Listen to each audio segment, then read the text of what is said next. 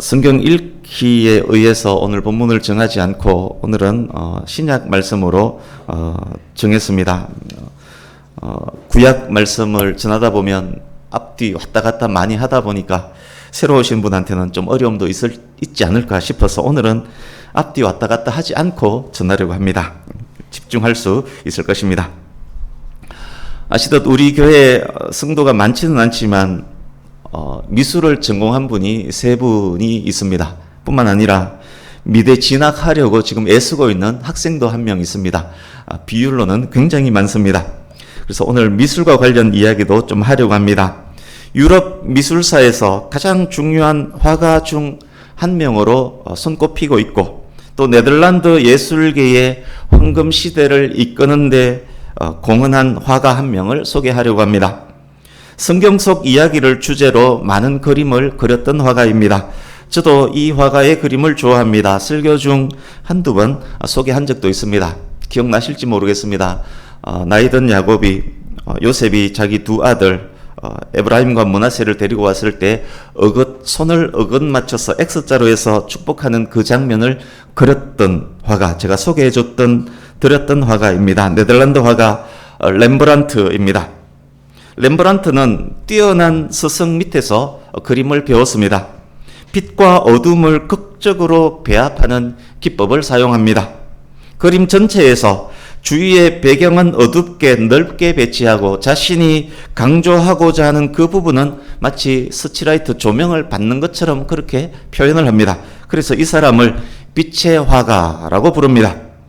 역사 속 많은 화가들의 경우 죽은 이후에 유명해집니다. 그러나 렘브란트는 젊은 나이에 유명해져서 부와 명성을 샀습니다. 인기 있는 그림 스승이 됩니다. 부유한 귀족들의 초상화 제작을 거의 독점합니다. 그의 작업실은 번창합니다. 연작과 대작으로 더욱 유명해집니다. 그래서 돈을 많이 벌어서 호화 저택도 구매를 합니다. 젊은 날을 화려하게 때로는 흥청망청 그렇게 삽니다. 그러나 그의 성공과 인기가 오래 지속되지는 않았습니다.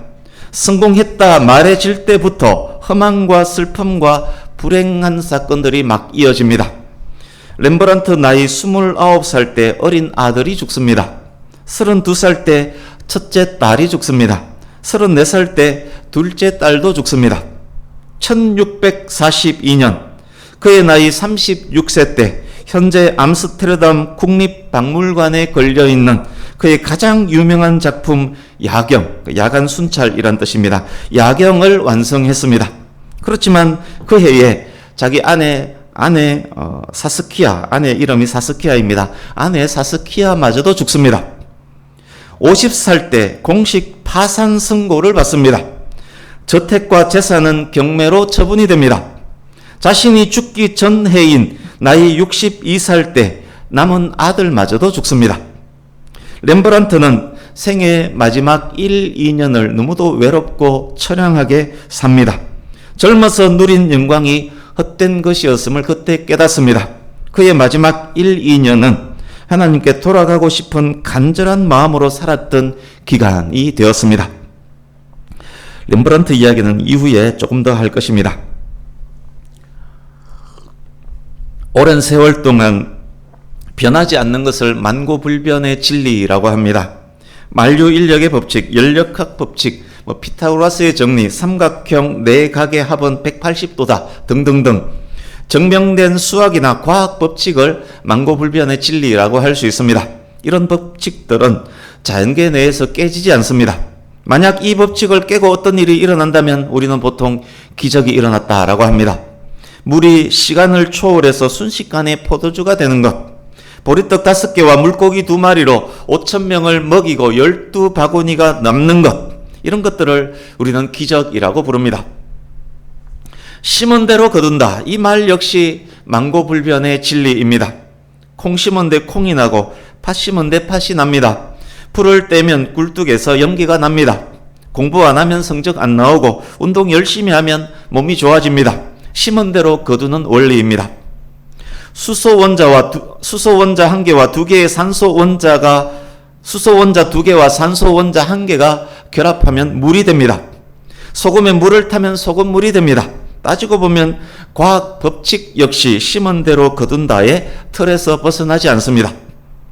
심은 대로 거둔다는 성경에서도 자주 언급되는 진리입니다. 순종하면 복을 받고 불순종하면 저주를 받는다. 순종을 심으면 복이 맺히고 불순종을 심으면 저주가 맺힌다. 신명기 28장 말씀의 요약입니다. 욥기 4장 8절에서 욥의 친구 엘리바스가 이렇게 말합니다. 악을 밭갈고 독을 뿌리는 자는 그대로 거두나니. 갈라디아서 6장 7, 8절에서 바울 사도가 말씀합니다. 스스로 속이지 말라. 하나님은 업신여김을 받지 아니하시나니 사람이 무엇으로 심든지 그대로 거두리라. 자기의 육체를 위하여 심는 자는 육체로부터 썩어질 것을 거두고 성령을 위하여 심는 자는 성령으로부터 영생을 거두리라. 심은 대로 거두는 것은 확실한 진리가 맞습니다. 이제 누가복음 15장을 보십시오. 누가복음 15장은 예수님께서 비유로 들려주신 세 개의 이야기로 꽉 차 있습니다.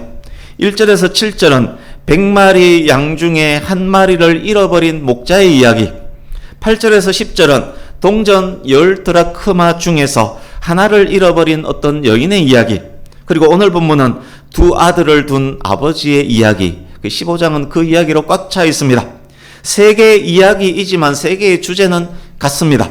동일 주제가 중요도가 점점 더 커지는 방향으로 확장되고 있습니다. 100분의 1에서, 그러니까 100마리 중에 한 마리 100분의 1에서 10분의 1로, 10분의 1에서 2분의 1로 전개되었습니다. 그래서 1%에서 10%, 10%에서 50%, 50%로 중요도가 높아지고 있습니다. 오늘 본문은 세계 중 가장 중요도가 높은 돌아온 탕자 이야기입니다. 그리스도인이 아닌 사람들도 알고 있는 매우 유명한 이야기입니다. 심은 대로 거두는 만고불변의 진리가 돌아온 탕자에게는 어떻게 적용되는지에 관심을 갖고 들어주시면 되겠습니다. 11절 보십시오.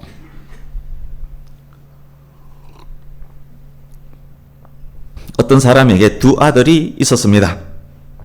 29절을 미리 보시면 큰 아들은 아버지의 말에 항상 순종합니다. 그런데 둘째 아들이 문제입니다. 12절, 문제아 둘째가 어느 날 아버지에게 이렇게 말합니다. 아버지, 제게 줄 유산을 미리 주십시오. 아버지가 죽었을 때 받게 될 유산을 살아있는 아버지에게 달라라고 합니다. 아버지가 빨리 죽었으면 좋겠습니다 라고 말하는 것과 다르지 않습니다.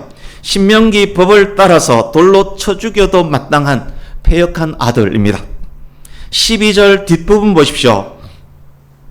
아버지가 그 살림을 각각 나누어 주었더니, 그런데 아버지는 그 패역한 아들의 요청을 들어줍니다. 둘째 아들뿐만 아니라 큰 아들에게도 유산을 줍니다. 유대인은 장자에게 두 몫의 유산을 줍니다. 아들이 둘이기 때문에 큰 아들에게는 자기 재산의 3분의 2, 둘째 아들에게는 3분의 1을 물려줬을 것입니다. 아버지가 죽기 전에 아들들에게 돌아갈 몫을 이렇게 미리 나누어 주는 경우는 유대인에게도 있습니다. 그러나 받은 유산의 처분은 아버지가 죽고 난 이후에야 가능한 일입니다. 아버지가 살아있는 동안 재산 집행의 권한은 여전히 아버지에게 있습니다. 큰아들은 아버지가 살아있는 동안 비록 자기 명의로 등기는 되어 있을지라도 물려받은 유산의 어떤 처분이나 집행을 하지 않습니다. 13절, 그러나 둘째 아들은 마치 미리 준비를 다 해놓은 듯 공인중개사, 법무사, 세무사가 며칠 동안 들락날락 하더니만 수일 만에 자기 몫의 재산을 다 처분해서 현금화합니다. 현금과 수표가 가득 담긴 007 가방을 들고 먼 나라로 떠납니다. 당시 유명 관광지나 당시 라스베가스나 혹은 무언가에 투자해보려고 당시의 실리콘밸리로 떠났을 것입니다. 둘째 아들이 먼 나라 그곳에서 허랑방탕 돈을 막 씁니다. 14절, 다 없앤 후에 아버지를 떠난 것이 재난의 시작이었습니다. 허랑방탕은 재난으로 치닫는 절정이 되었습니다. 사치와 낭비에는 장사가 없습니다. 얼마 지나지 않아 그 많던 돈이 모두 다 없어졌습니다. 돈이 떨어지자 함께 즐기던 친구들이 다 떠나버립니다. 장기 투숙하던 호텔에서도 쫓겨납니다. 고급 스포츠카는 경매에 당했습니다. 거리에 나앉게 되었습니다. 설상가상 최악의 불경기까지 덮쳤습니다. 부잣집의 작은 도련님이 굶어 죽지 않을지 생존 자체를 걱정해야 할 지경에 이르렀습니다. 15절, 굶어 죽을 수는 없기 때문에 돼지 농장의 일꾼으로 취직합니다. 유대인은 돼지를 부정한 동물로 여기기 때문에 키우지도 않을 뿐더러 먹지도 않습니다. 그런데 유대인 가문에서 귀하게 자란 이 아들이 유대인은 거들떠보지도 않는 돼지를 키우고 있습니다. 유대인의 정체성마저 잃어버린 것입니다. 또 설상가상 돼지 농장 주인이 악덕 기업주입니다. 외국인 노동자라고 함부로 막대합니다. 노동력 착취에 월급도 제대로 주지 않습니다. 배가 고파서 돼지가 먹는 쥐염 열매를 먹으려는데 그것마저도 못 먹게 합니다. 부잣집 귀한 아들이 돼지 사료조차 먹을 수 없는 그런 신세가 되고 말았습니다. 지금 이 이야기를 예수님께서 하고 있습니다. 15장 1절 2절 보시면 이 이야기를 듣고 있는 사람들은 세리와 죄인들 그리고 바리새인과 서기관들입니다.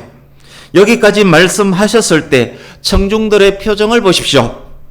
세리와 죄인들은 아마 양심의 가책을 느끼고 가만히 있었을 것입니다. 바리새인들과 서기관들은 무슨 생각을 하고 있었을까요? 살아있는 아버지에게 유산을 요구하는 이 부분을 들었을 때 분명 이런 생각을 했을 것입니다. 저런 호래자식, 저런 싸가지, 에구 물러터진 노인네, 저런 놈은 당장 돌로 쳐 죽여야지. 재산 탕진한 아들이 굶어 죽을 지경에 이르렀고 돼지 사료 훔쳐먹다가 주인에게 얻어맞는 그 장면에 이르렀을 때 분명 이렇게 생각했을 것입니다.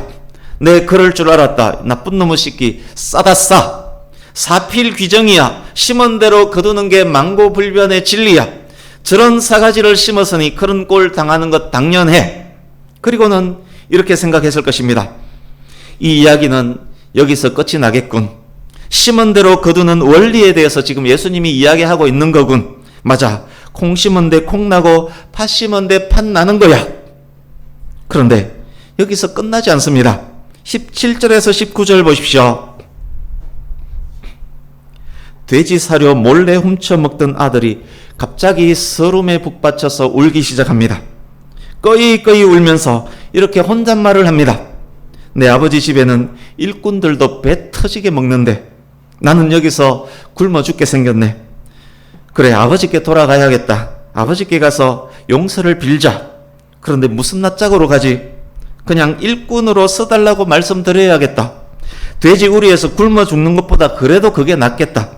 내가 하나님과 아버지께 큰 죄를 지었구나. 18절에 있는 하늘이란 단어는 종종 하나님을 의미하기도 합니다. 아들이 하나님과 아버지에게 지은 죄를 회개하기 시작한 것입니다. 여기까지 듣던 유대인들 어떤 생각했겠습니까? 이런 생각했을 것입니다. 쭈구리 저런 뻔뻔한 놈이 있나? 집에 가서 멍석말이 당해야 돼. 아마 이런 생각을 하고 계속 듣고 있었을 것입니다. 지금까지 조명과 함께 카메라가 비췄던 것은 아들이었습니다. 울며 회개하며 용서 구해야지. 종으로는 받아주실 거야. 여기서 죽을 수는 없지. 종으로라도 열심히 살아야겠다. 그렇게 말하면서 아픈 다리에 힘을 주고 다리를 펴고 일어나는 장면을 비추었습니다. 20절 보십시오. 화면 전환이 이루어집니다. 한 노인에게 조명이 비치고 카메라맨이 그 노인에게 초점을 맞춥니다. 18절 잠깐 보십시오. 내가 이제 일어나 아버지께 가서 라고 했습니다. 20절 이에 일어나 아버지께로 돌아가니라로 되어 있습니다. 돌아가니라로 번역된 원어는 오다, 나타나다 라는 단어입니다. 영어 성경도 이 부분을 came으로 번역합니다. 18절은 go, 영어 go이고 20절은 come입니다. 18절에서 아들이 아버지 집을 향해 가는 것, 떠나는 것을 비추던 카메라가 잽싸게 아버지 집이 있는 20절로 먼저 달려가서 이젠 아들이 돌아오는 것을 비추고 있다는 의미입니다. 구부정한 한 영감님이 동네 어귀에서 서성이고 있습니다. 잘 보이지 않는 눈을 부릅뜨고 먼 곳을 바라보고 있습니다.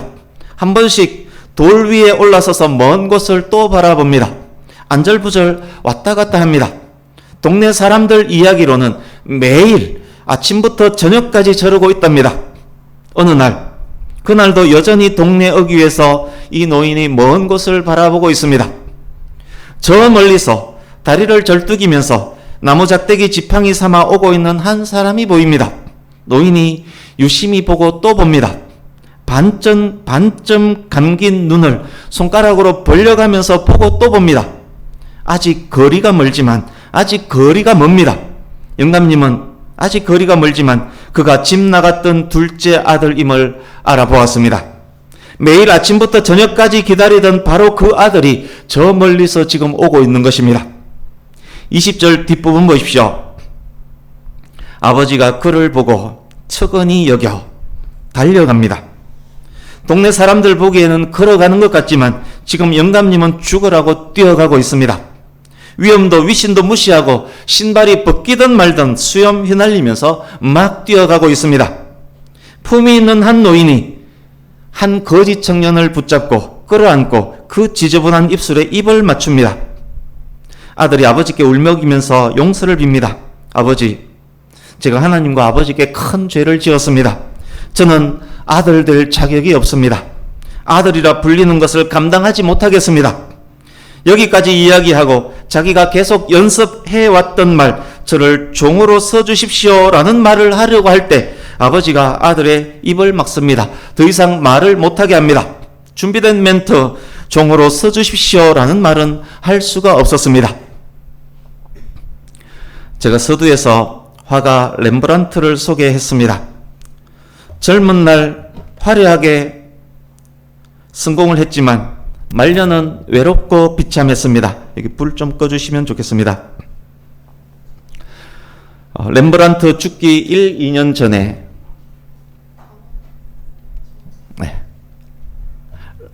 렘브란트 죽기 1, 2년 전에 아버지께 돌아가고픈 탕자의 마음으로 하나님 아버지를 그리워하며 하나님 앞으로 나아가는 자신의 모습을 상상하며 그린 그림, 그리고 먼저 간 자기의 아들을 그리워하는 아버지의 마음도 배어있는 그림이 있습니다. 예전에 한번 소개해 준 그림이기도 합니다. 그리고 렘브란트의 마지막 작품입니다. 그림 한 장이 어떤 목사님의 어떤 설교보다 하나님의 말씀을 더 잘 전달할 수 있고, 또 그림 한 장이 그 어떤 주석보다 본질을 꿰뚫을 수 있고, 그림 한 장으로 큰 감동과 은혜를 줄 수 있음을 경험하게 하는 작품. 워낙 유명한 그림입니다. 아마 이미 본 분도 있을 것입니다. 감상하면서 설명하는 시간을 가지려고 합니다.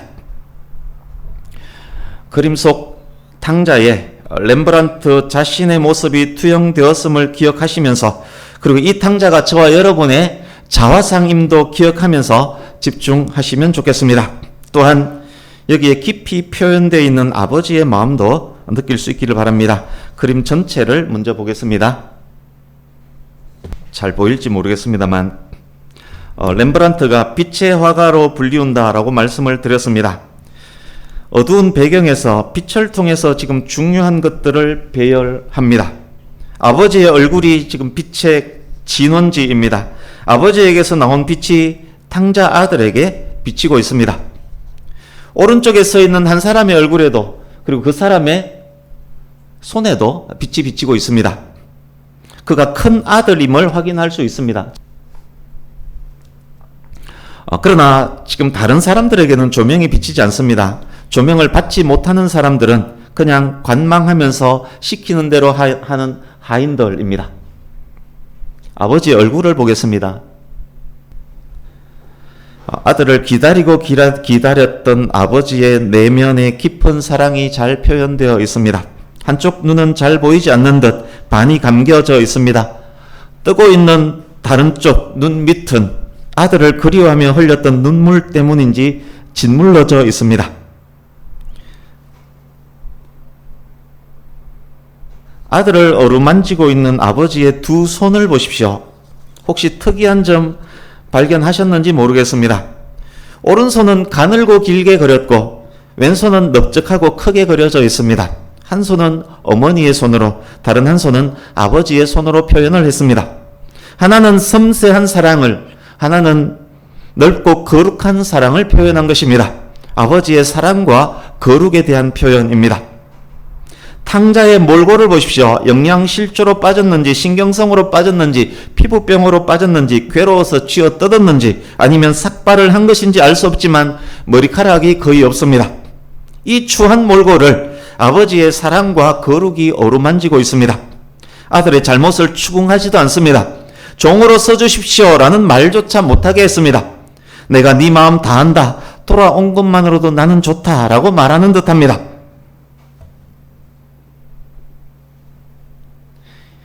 발을 보십시오.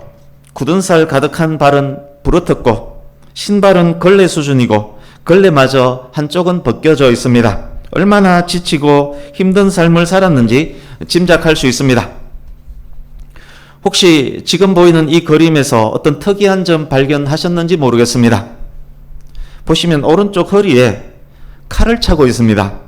가죽 허리띠에 칼과 칼집에 탕자의 몰골과는 달리 꽤 고급져 보이는 칼입니다. 탕자는 왜 칼을 차고 있습니까? 집안에 죽여야 하는 누군가가 있다는 말입니까? 오랜 야생적 생활 탓에 호신용으로 필요했던 것입니까? 설사 그렇다 할지라도 굶어 죽기 직전까지 갔던 사람인데 이런 고급진 칼을 아직 가지고 있다는 것 이상하지 않습니까? 이 칼을 팔았다면 몇 끼 식사는 거뜬히 할 수 있었을 텐데 어떻게 아직까지 이 칼을 차고 있는 것입니까?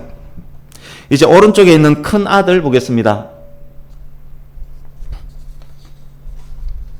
얼굴에 있는 빛, 그리고 아버지와 같은 색깔의 옷, 장자들이 입는 긴 옷, 단번에 이 사람이 큰 아들임을 알 수 있습니다. 큰 아들의 얼굴 표정과 손 모양 등 머릿속에 저장해 주시면 좋겠습니다. 큰 아들에 대한 이야기는 다음 주일에 계속할 것입니다. 다음 주일에 이 그림 한 번 더 보여드릴 겁니다. 이제 그림은 여기까지 보겠습니다. 그냥 머릿속에 잘 담아두시기 바랍니다. 이제 다시 본문으로 갑니다. 22절 보십시오. 탕자와 함께 집으로 돌아온 아버지가 종들을 불러 모읍니다. 종들에게 이렇게 명령합니다. 옷 중에 제일 좋은 옷 가지고 오너라. 낡은 옷을 벗기고 목욕을 시키고 몸에 기름을 바르고 제일 좋은 옷으로 갈아입힙니다. 돼지 사료를 집어먹던 그 손과 손가락에 가락지를 끼워줍니다. 굳은 살에 진물로 터진 그 발에 신을 신깁니다. 살진 송아지를 잡습니다. 아버지가 모든 사람에게 이렇게 말합니다. 내 죽었던 아들이 다시 살아왔다. 이 아들을 내가 잃었었지만 오늘 다시 얻었다. 이 얼마나 기쁘고 즐거운 일인가. 잔치를 벌이자. 내 마음이 너무도 기쁘고 즐겁다. 종들아, 동네 사람들아, 모여라. 우리 함께 즐거워하자. 음식이 준비되고 손님들이 초청되고 악기들도 준비되었습니다. 풍악이 울립니다. 오늘 설교 본문은 풍악 소리가 들리는 여기까지입니다. 이제 정리하면서 마무리해 가겠습니다. 혹시 말씀을 들으실 때 여러분의 아버지가 생각나지는 않으셨는지요? 살아계시건 돌아가셨건 나를 불쌍히 여기시고 사랑해 주셨던 아버지가 생각나지 않았습니까? 예수님께서는 본문 이야기를 통해서 우리 육신의 아버지를 생각나게 하셨습니다. 아버지 이미지를 통해서 하나님 아버지를 설명해 주고 계시는 것입니다. 100마리 중에서 잃어버린 한 마리 양을 찾고서 기뻐하는 목자보다 결혼 지참금 10드라크마 중 1드라크마 잃었다가 다시 찾은 여인의 기쁨보다 돌아온 아들로 말미암아 더 기뻐하며 더 즐거워하며 천국에서 잔치를 벌이는 하나님 아버지를 지금 설명해 주고 계십니다. 예수님께서는 본문 말씀을 통해서 심은 대로 거두는 만고불변의 진리가 깨질 수 있음을 보여주고 계십니다. 그래서 이것은 기적과 같은 이야기입니다. 유대인 바리새인 서기관들은 탕자를 기뻐하며 맞이하는 노인을 이해하지 못했을 것입니다. 탕자 아들이 돼지우리에서 굶어 죽는 것이 그들이 생각하는 정의였기 때문입니다. 율법을 지키며 살아가는 유대인들만이 구원받을 것이라고 생각했기 때문입니다. 아버지 말에 순종하는 큰 아들만이 아들됨의 자격이 있다라고 생각했기 때문입니다. 죄의 삭시 사망임이 그들의 진리였습니다. 율법을 준수하며 순종하며 지키는 것이 그들이 생각하는 영생을 얻는 길이었습니다. 심은 대로 거둔다. 만고불변 진리가 맞습니다.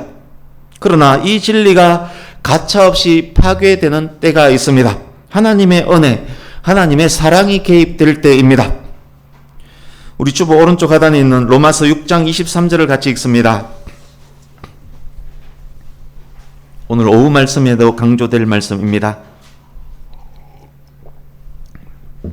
같이 읽습니다. 시작. 죄의 삭은 사망이요 하나님의 은사는 그리스도 예수 우리 주 안에 있는 영생이니라. 아멘. 죄를 심으면 사망이다. 죄인은 죽어야 하는 것 만고불변의 진리입니다. 사망을 당하지 않기 위해서는 죄를 짓지 않는 방법밖에 없습니다. 그런데 죄 짓지 않는 사람, 행위로 의롭다함을 얻을 사람 세상에 누가 있습니까? 행위로는 사망을 면하지 못합니다. 그렇다면 방법이 없다는 말입니까? 아버지께로 가서 아버지로부터 아들됨을 인정받을 방법 없다는 말입니까? 있습니다. 하나님의 은사는 그리스도 우리 주 안에 있는 영생이니라. 하나님의 은사로 번역된 단어는 은혜의 선물이라는 뜻입니다. 하나님의 은사, 하나님의 은혜, 하나님의 긍휼하심이 있으면 됩니다. 하나님께서 나를 척언히 여겨주시면 됩니다.